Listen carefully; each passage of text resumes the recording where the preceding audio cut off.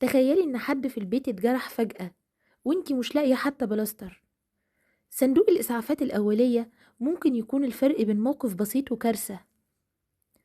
كتير مننا بيستهون ويقول لما نحتاج نتصرف، بس الحقيقة في لحظات طوارئ وكل ثانية بتفرق.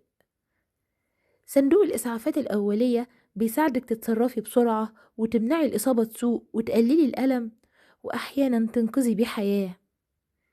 تعالي نشوف أهم الحاجات اللي لازم تكون في كل بيت.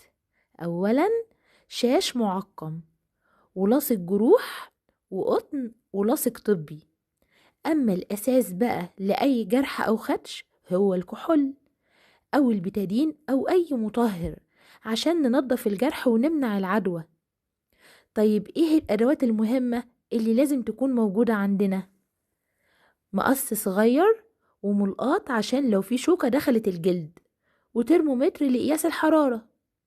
طيب ايه الأدوية الأساسية اللي لازم تكون موجودة عندنا؟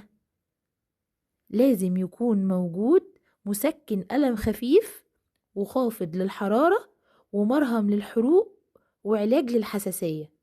ومهم جدا انك تستشيري الطبيب في أنواع الأدوية دي.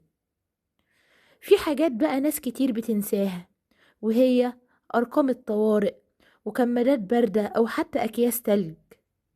وابعدي بقى عن الأخطاء دي: استخدام أدوية منتهية الصلاحية، وعدم تجديد الأدوات اللي ذكرناها بعد ما تخلص.